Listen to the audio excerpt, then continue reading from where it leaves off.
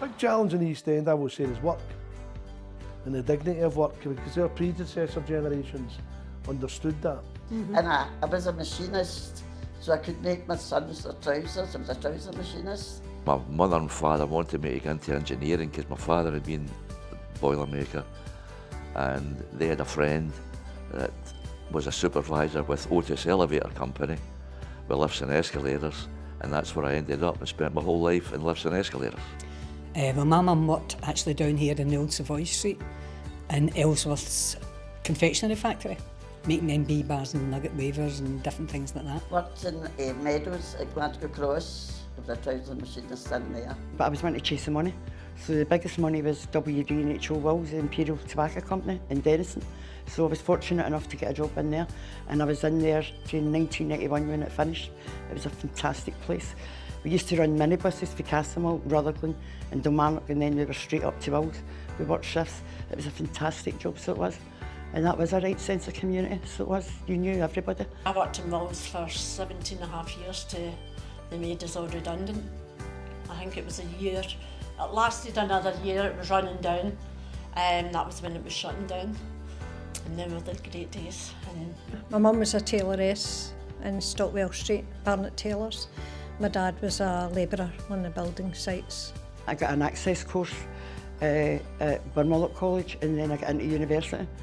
And I studied there and became a community education officer, which I absolutely loved. I enjoyed working in the factory. I really did, and then I went for the factory shops. I worked in the two dairies in Dalmarnock Road, which I've been in You remember you it? my friend. You remember Folks it? still say to me, yeah, you carry for the dairy, ain't you? And that's 45 years later. So I've always been ugly, I think. Not at all. But it was one of the best jobs I've ever had in my life. Loved it, loved it. And that all happened in Dalmarnock. So I've got a lot to thank Dalmarnock for. Did various jobs, but the one that lasted me the longest was actually, I was a barmaid, a bar person, bar manager eventually, you know, for almost 40 years in this area. In Bridgeton? In Bridgeton, in this area. When at school, I'd applied for all the, you know, your normal run-of-the-mill apprenticeships, Scottish Power and British Telecom and that, and I had a couple of interviews but wasn't getting anywhere. And I had my job interview with the careers officer, and they saw that I was in the boys brigade, and they said had I applied for Anders Strathclyde, because they took a lot of boys that were in the boys brigade and the scouts on.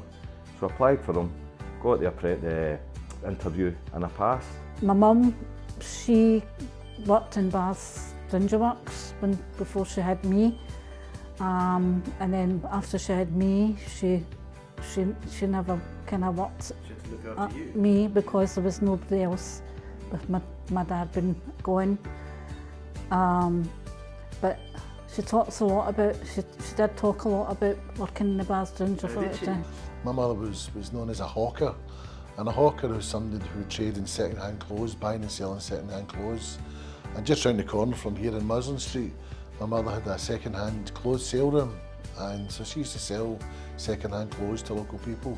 So she was well known in the area. And sure enough, when I went to the intake, I mean, about 90% of the boys that were there was YTS had just started, but 90% of the, not just boys, there was a couple of girls as well, technicians, they'd all either been in the boys brigade or the scouts, you know, because they knew what they were getting. They knew they were getting sort of boys that were disciplined and, you know, well behaved sort of thing, as we were. You know, I worked for 7 and 6 a night, that's what you got. And we would get 10 shillings in tips, which was more than what we were getting paid. I mean, I worked up at the Dalmarnock Youth Project. My father worked in Laird's, and when he probably worked there, there was a couple of thousand people working in there. I went into Laird's. Oh, did you? Aye. I was an lithographic overhauler. It's quite a good thing. I was an overhauler and with the printing. What was it like? That was good. We got good wages in Laird's. You know, and the hours were good and things like that. Good bonuses. Good timekeeping bonuses, but I never got one. I never got it because I was out late I running down Swanson Street. What was your man working at the time? He was in the foundries in there. Which ones? Whereabouts? Mabel and Colson's at Bridgeton, well, it was Dalmarnock Road. I left school on the Friday and started working the Monday. That was in Rich's, the box making, just something similar to this one, only this one was a more popular one. And I was a spreader. That was being glued as the tapes to go around the chocolate boxes. You know, and sometimes you got your fingers in because they were sharp. And had to be fast because I was one of my bonus workers, you know. But I had good wages after.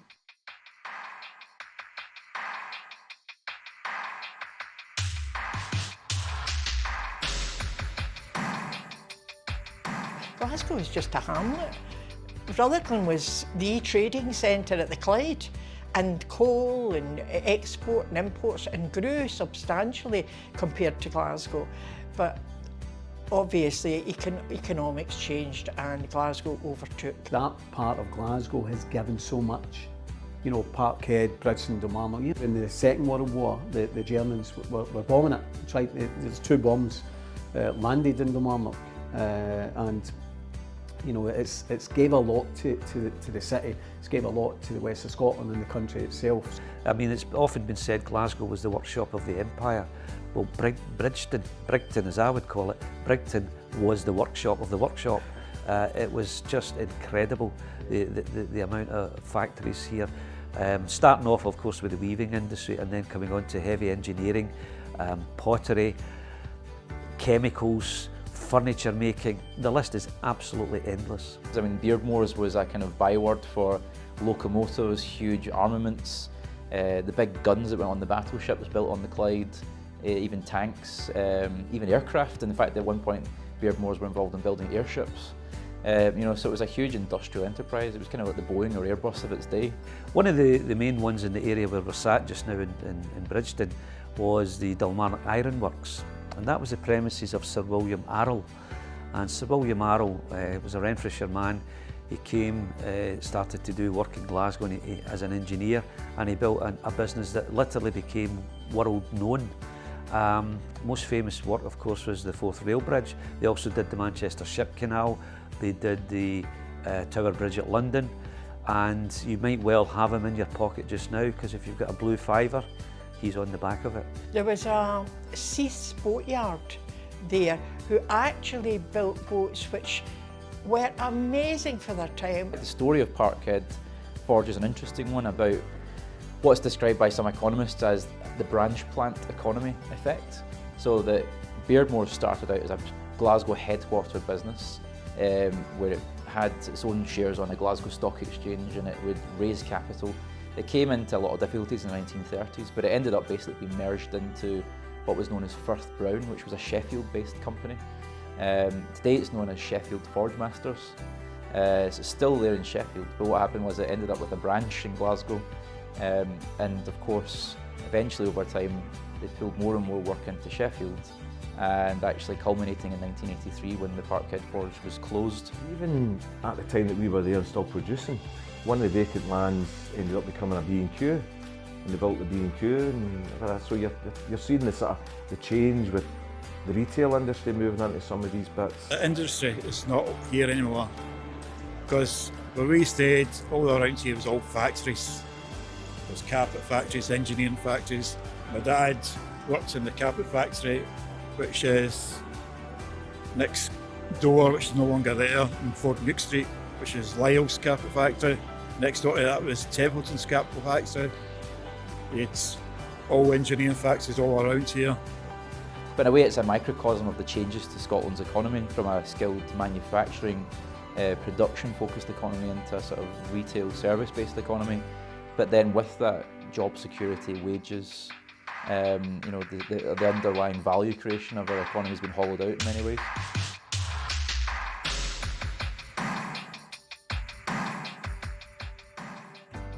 My primary school was Strathclyde Primary School, down at the Clyde side.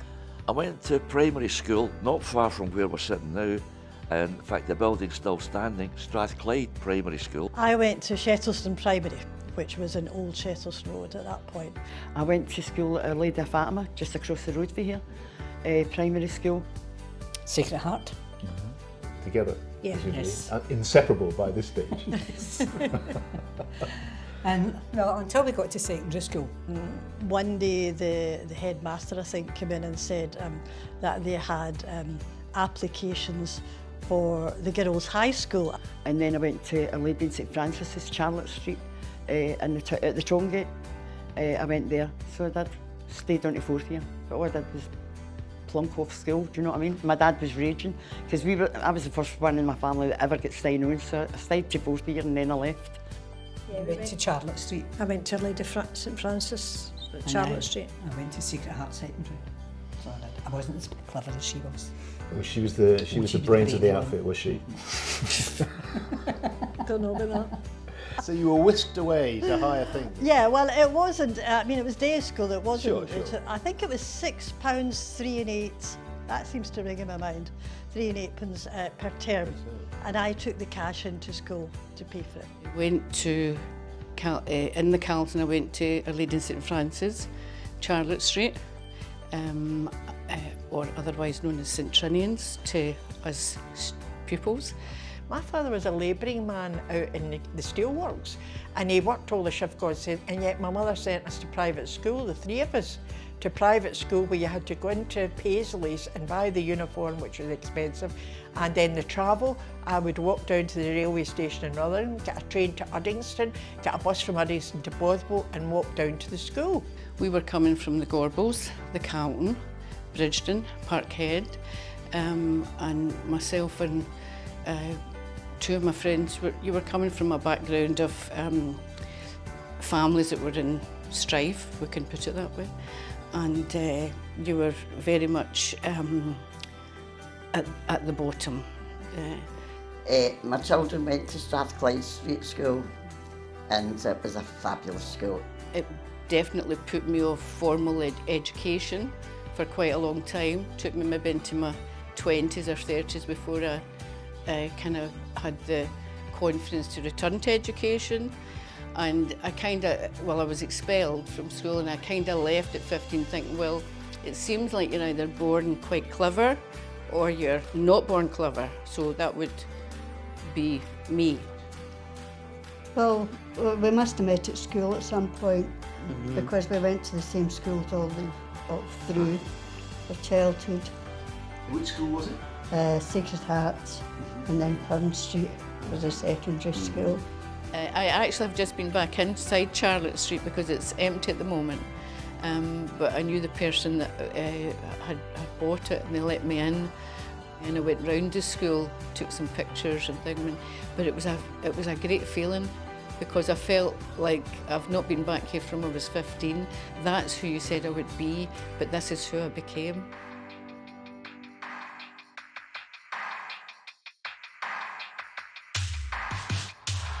So we moved to Barrowfield, to Yates Street in Barrowfield, which is the top end and usually comes under Camlachie. It's all wee villages essentially. The East End of Glasgow is a conglomeration of different villages with a sense of identities. But there's a strong sense that binds it all together, is my experience of a strong sense of that collective identity of it. We're all in this together. People who have very little are much more willing to share.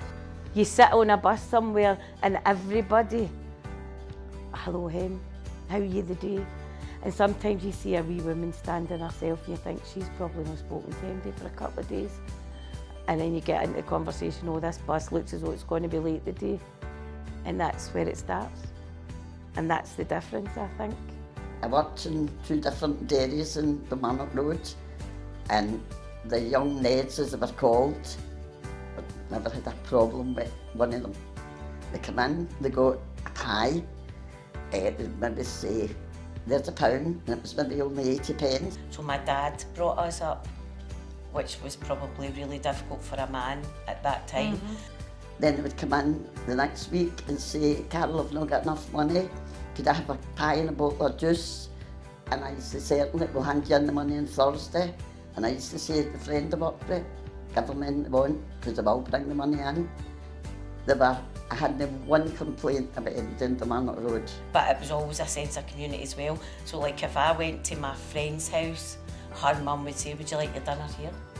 You know, everybody round about would look after each other. Hadn't been for the people being so nice, because when Billy worked away there was only me in the house, and if I didn't have such good neighbours, I'm not quite sure if I would have stayed, because I would have missed my family, but it's just great. They know that we didn't have a mum, so sometimes we'd go to her friend's house and she would sit and say how you doing the day and girly things. I was married just here in Dale Street Parish Church before it got knocked down, and we still, although we're scattered and all that, every single time we always have our nights out at Bridgeton and that. You know, when you're older and you're on your own, it's your friends that are so important. So this is a wee piece that I wrote about the hard-working women in Dalmarnock and Bridgeton and all over. So this is called A Woman's Work. Get out and play, Mama would say. We were told that every day. Out the back with all the wains, wee shops with paper, muck and stains. Get back from my washing, she would roar, as the Citizen's paper was getting tore. I think I'll ask her for a piece. The second thoughts, I'll hold my waist. Scrubbing the clothes suit her next chore. Why does she even bother with 7 wains next door? Are battering the carpet on the rope. The house is reeking of carbolic soap. Run upstairs and use their phone.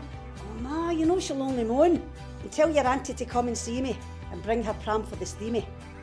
Ask nice when you're talking to Mrs Stokes and fling some money in her wee box. Get back from my windies, they're just done. Och, I'm going out to get some sun. Oh, Mr Maguire's had a drink. I can hear the pennies clink. Throwing them down like a scramble. Wains appearing from every angle. Night time dawning, we're shouted in. Oh ma, 5 minutes, we're hiding in the bin. Kick the can and causing bother. You'll sleep the night for school tomorrow. Bath time over, time for bed. Feeling happy, warm and fed. Coal in the fire, pieces and jam. Hope she minds to bring that pram. But they were the good old days and all, weren't they? They were Yeah, what good poor memories. days, poor days. I mean, a lot of my stuff was hand-me-downs, never knew what it was to go and buy a new jumper. Where I've got wardrobe now that I can't get another jumper in. so I've made up for the poor years.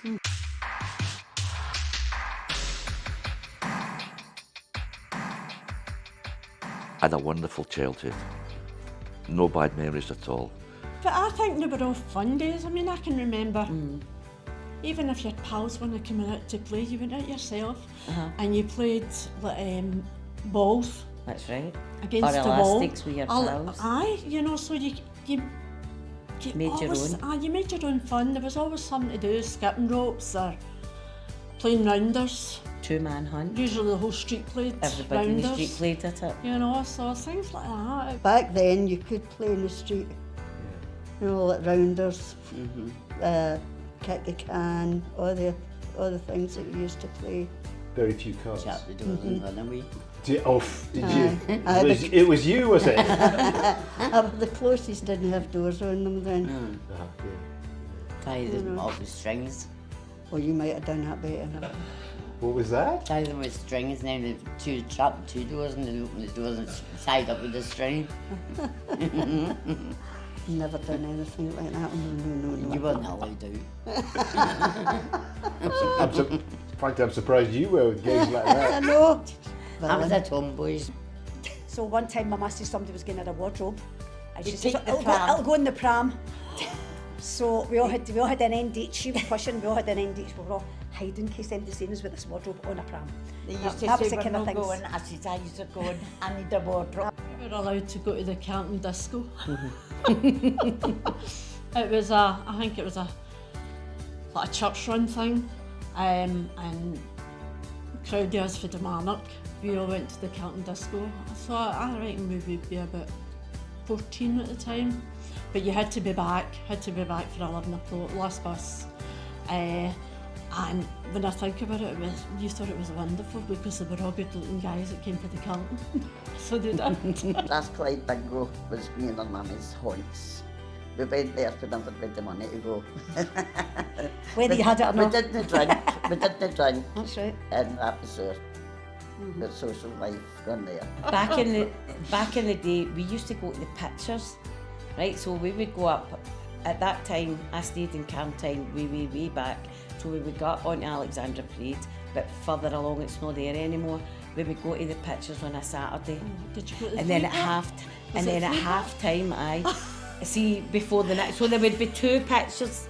So they would show you one picture, then it would be like a disco down at the front where the seats are. So you would have a disco there and everybody would be dancing, and you'd get your ice cream or your juice or whatever you got. And then you'd see the second picture. I formed my own band. Well, we formed a band just before we left school, which went on. We ended up playing in the Denison Pally. We were the backing group to Jack Anderson, the Big Sound. We played in the Majestic.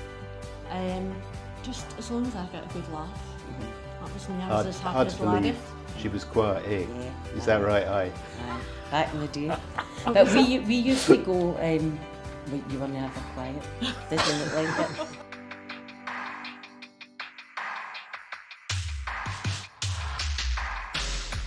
The community will always come together when there's that wider threat. The Celtic Weavers came to prominence as probably the first of the real working class uprisings. And the uprising was caused because they were having basically what we would call today a wage reduction. They were handloom weavers, so they spun the cloths at home and sold the bales of cloth. The price came down, and the price came down because of imports from India, cheap imports. We've heard that story before. So they started to protest in 1787 all throughout the summer of that year. They were down Glasgow Green, they were protesting, and it came to a head in early September of that year when they marched up to the top of the city, or the town as it was then, up at Drygate. The city fathers were getting very concerned that they thought they had a real revolt on their hands, and they called out the dragoons, and 6 of the number were killed dead. There's another great example of the radicalism of the East End of Glasgow, right here on the banks of the Clyde, just near Parkhead. It's called the Cunningar Loop. And back in the 1820s, there was a guy called Tam Harvey who'd made a lot of money making whiskey and selling whiskey. And he bought an estate just up here to my left, and he didn't like people walking along the river at the bottom of his garden. So he built a wall right across here. And not surprisingly, the people of Bridgeton and Dalmarnock took exception to this, and they came along in the night and pulled the wall down. But that wasn't the end of it. Harvey built another wall, this time with spikes and broken glass so that people could walk around the bottom. It was obviously a charmer. And people tried to pull it down again, and there were soldiers, and then people were arrested. It was a big deal. And other people in the city took up a subscription to fight Harvey in the courts, and they said, no, this is a right of way since time immemorial, the path from Glasgow Green all the way to Carlisle. And they took him to court, and they won in the Court of Session in Edinburgh, and Harvey didn't like this, so he appealed to the House of Lords. This went all the way to the House of Lords, what we now call the Supreme Court, and Harvey lost again. And that's why, to this day, you can walk along this path or ride along this path from Glasgow Green to Carlisle. And Harvey, having lost a lot of money on the court case, he found that people in the city were no longer prepared to sell his whiskey. Signs went up in the pubs saying, we don't sell Harvey's whiskey, couldn't sell his coal on the same basis, and eventually died a bankrupt. So there you go. I mean, this was the heart of Red Clydeside. This was where a huge density of working class people came together to stage the first organised labour struggles in Scotland, you know, from the early 20th century. You know, Beardmores was actually at the heart of the Red Clydeside agenda. No, my father was born in 1908, 19th of February, and he actually lived initially in Adelphi Street in the Gorbals, which is all kind of gone now. In November 1940, he started working at the forge, Parkhead Forge, Beardmores as he called it. And there was a problem with him. He was a brickies labourer, and there was a problem with getting a bonus for the men. In Bridgeton as well, you had such a concentration of political organisation. You know, there was mass public meetings, there was political parties had public halls everywhere around Bridgeton. You know, there was an opportunity for working people to organise. So my father when we were growing up, my father, among his, you know, he didn't talk an awful lot about the past, he was more interested in the present, but he would say he'd brought them out in strike, 2,000 men out in strike in 1941. So it just happened to be 2 or 3 years ago, I got my father's MI5 file, and there it was, you know, something like 5th of April 1941 chief mover in the strike at Bearmores at Parkhead Forge. We've also had, not just in Bridgeton but throughout Glasgow, we've had a lot of community radicals, people who were prepared to go out and fight for their communities, and a number of them are women. The women were to the forefront of this, they did not hesitate. There was this sort of, I think, they perceived that they could just walk over people in the East End, particularly if you came to the poorer parts. But in 1982-83 they decided they were closing the school. They weren't pulling it down, they were closing it, selling it on to whoever. So a big crowd of mums decided, we're going to the school, we're taking the kids with us. That was roughly 1982-83, and we stayed in that school for about a week. A proper city. Proper sit-in, we would not leave. There's a street in Parkhead that links Tollcross Road to Westmuir Street, and it's called Crail Street. And it was used as a bit of a dodge by traffic to cut from one side to the other. And there was a number of kids knocked down, and the women said, no more. So what did they do? They got out in the middle of the street, they barricaded the street, and cars couldn't get through, and it made the point. So we formed a housing action group, and that really took off. The sense of community was unbelievable, so it was. The amount of people, you're talking about the high flats and all the rest of it, that got behind us and we demanded meetings. And it was all the characters right enough, and we had a mass meeting down at the community centre. That really brought it home to me what a good community I came from, because everybody rallied round.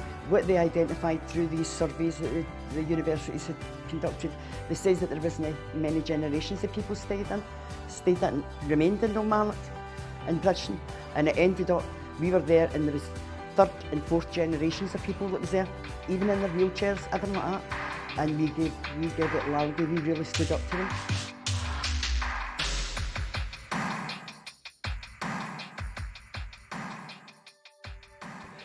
In terms of the housing stock, there was a lot of housing stock lost in Bridgeton. Lots of tenements were demolished, and a lot it's all been replaced by. There's a lot of. Just make my way down here today, coming along Dalmarnock Road, Springfield Road. There's more flats going up everywhere. Better houses, absolutely. Better communities, I don't know. But I really liked up the close. I really liked that because it's a close community. And if anybody had a party, you didn't ask anybody, you just went. And I mean, it was a closeness, and as I say, the neighbours was fantastic. I had 5 kids, and it's never that likes 5 kids up the close. I don't know. We had 2 nuns up that close. Aye. With Mrs. Hartley. They used to call her Hartley Jam. Hartley Jam, yeah. And she had the most beautifulest windies and the beautifulest washing out. And she used to shout to me, Margaret, keep them away from my washing, because we'd all go in through the backs. It was more like a kind of family kind of thing. You weren't just a neighbour, you were a family member, because you're going in and out one another's houses. Places been slums and that. I don't ever remember that. I mean, the stairs were always, everybody took their turn with the stairs, washing the stairs. They all Dolly used to say, it's all your crowd in. And I used to say, aye, how? Because I want to do the close, the commuting, do the close. And even, although it was outside toilets, I always remember it being spotless. But she said, keep them away from the stairs. I've just done them after that. They partly demolished Riverbank and they've replaced it with more modern houses, so it's kind of a half and half. But I would say, that's not exclusive to the East End. Across the whole of Glasgow, to their shame, the councils pulled down lots of Victorian old buildings, red sandstone buildings. And, we look at the West End of Glasgow, that kind of survived that call, if you like. But they were always privately owned. So for me, there was always a sense of community that was demolished along with the physical buildings. I don't know if it's all for the better.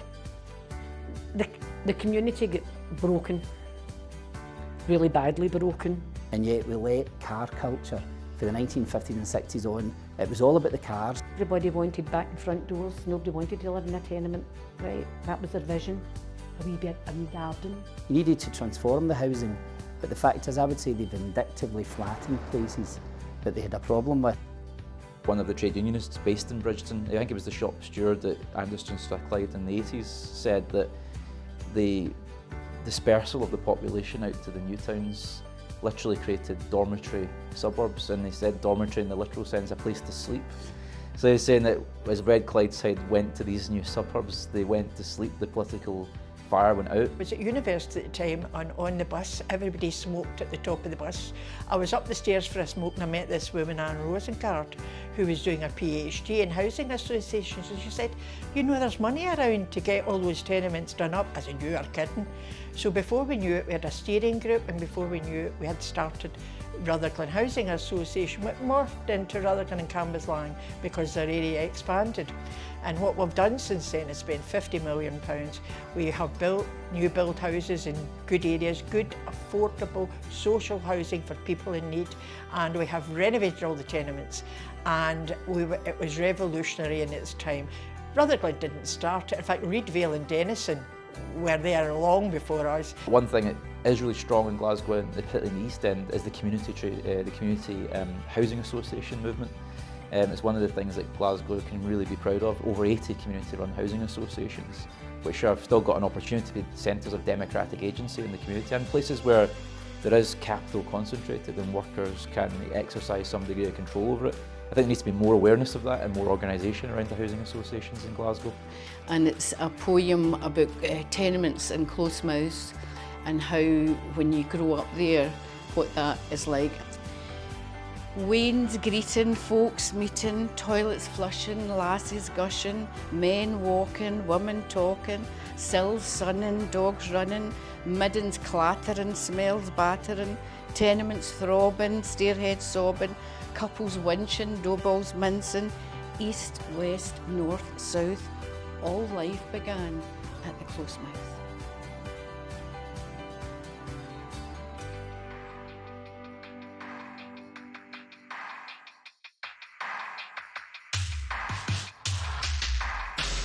I'm just keeping an eye on the pictures from Colombo to see where we are. It looks like Abuja are maybe just about to wind up their presentation.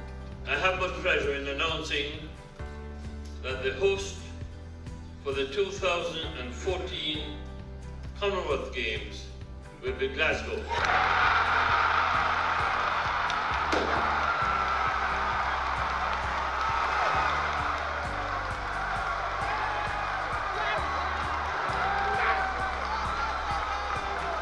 One time I was really proud about getting the Commonwealth Games, because I was working as a community linen worker for South Lanarkshire Council, and the housing was down the staircase and they had the big screen TV, and I knew that the voting was going, so I ran away out of my office, away down to there, and the next minute it was awarded, and I went, and my boss, I went, I'm leaving, I went, I'm away to Dalmarnock, and what a party we had.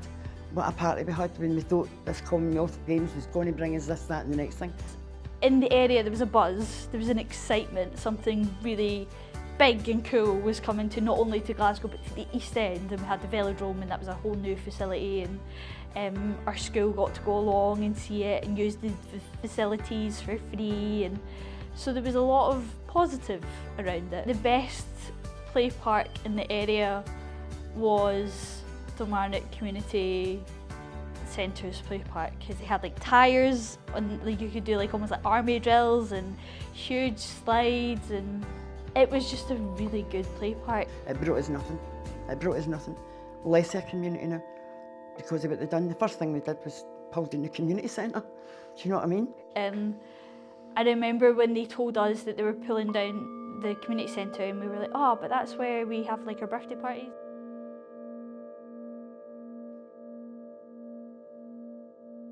Started demolishing a lot of the old buildings. Yeah, and then Dalmarnock was allowed to deteriorate, unfortunately. It is deteriorating. That's a whole other story, but it was allowed to really deteriorate. And why do you think that was? To make way for the Commonwealth Games. I felt as though there was a lot of people who had lived there all their life, and they really weren't very keen to move. Unfortunately, there wasn't a choice, because it had already been earmarked for the Commonwealth Games. So it was going ahead, whether anybody liked it or not. A lot of people didn't like it. When the Commonwealth Games were here, they ripped a heart out of the place. Ripped a heart right out of it. We had like a shop, and then we had a butcher's, we had the post office. The chippy. We had the chip shop, we had 2 chippies, we had a second-hand shop for furniture and stuff, so, and a chemist, latterly a chemist. But so everybody used the shop, and there was a big fruit shop, Jim's fruit shop was on the corner. So everything we needed, we could have stayed in the area if we chose to. The village was great for what it was built for, the purpose of it. But then once they started putting people in it, they didn't think about, they'd fed all the athletes. They were all in a great big tent and being fed. But once they took that away, where were the people that were there supposed to get their food from? So they're now up there. They have a van that comes round, you know, an ice cream van that maybe holds milk and bread and stuff. But then they told us that they were turning our play park into a car park. And I think everyone in my sort of generation was up in arms. We were so raging. But during the Commonwealth Games, one part of Dalmarnock was fenced off completely from the games, the athletes' village. And so these people didn't get to interact. And people were told when they came to the games, don't go near the East End because it's a dangerous place. So they were degrading the people that stayed there.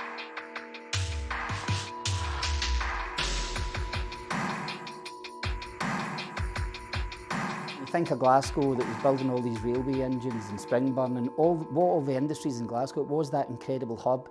All the wealth seemed to disappear. The buildings were flattened. Promises of museums fell through. Nothing really survived. And it is sad that what's a shopping centre was this amazing workplace. We will not return to 40,000 people working for a single employer. That's never going to happen again. We're into a different economy. A service economy as it's described. It's the future, you can't stop the future. The population of the East End of Glasgow has changed dramatically since I was a boy. The landscape, physical landscape has changed and people's habits changed. We need to get the infrastructure right. You know, there is a supermarket that's getting built, you know, at the corner of Springfield Road and Dalmarnock Road, but we need to get the infrastructure right because the community is not just about housing. It's amazing how so much could be destroyed in the space of 20 years between the 1950s and 1970s and 80s, and you know how long it's taken for us to try and recover from that. So there's lots of opportunities. I think we've got a lot going for us in the East End, but we need to have a more sort of thoughtful approach and a more nuanced approach, because so often we look at regeneration as staring down godlike on a map and pointing at boxes. And we don't often spend much time in the street trying to examine the detail of how people are living their lives. We have so much beauty about us that you don't actually take notice of it. And essentially it's about, you need to invest in people from the East End of Glasgow, whether it's up in Parkhead, Shelton Tollcross, all the way back down to Dalmarnock. I do have high hopes. I work in here and I see people coming through the door here wanting to do something about their lives. It's not just, I mean, people, when I see someone walking through that door, we work in an industry that's outcome obsessed, and then it's usually outcomes are measured by qualifications, etc., etc. For me, the biggest outcome is somebody coming through the door. Ultimately, what do we do about the kind of asset that is the Clyde? And if you're in any other equivalent European city, the way in which those cities have used their water, their main thoroughfare in terms of the river, to regenerate. It's become cleaner. You know, there's more activity around about it in terms of people, but there's also more activity. You've got deers and foxes, there's plenty of fish in it, in the Clyde now, a lot of fishermen, cyclists, walkers. So it's seen a lot of change over the years. You know, it's the liquid gold of Glasgow, certainly the liquid gold of the East End. What I love to see on the Clyde is when you see the rowing boats out. I think that just looks wonderful. The Rowing Club have spoke about working with local communities in the area to involve children in taster sessions on rowing in the Rowing Club, because it can be seen as an upper class, middle class sport, if you like. I'm generally hopeful about the future, but I'm just impatient about the pace. But I love my house now but I prefer Dalmarnock if I could take the same house, put it back in Dalmarnock.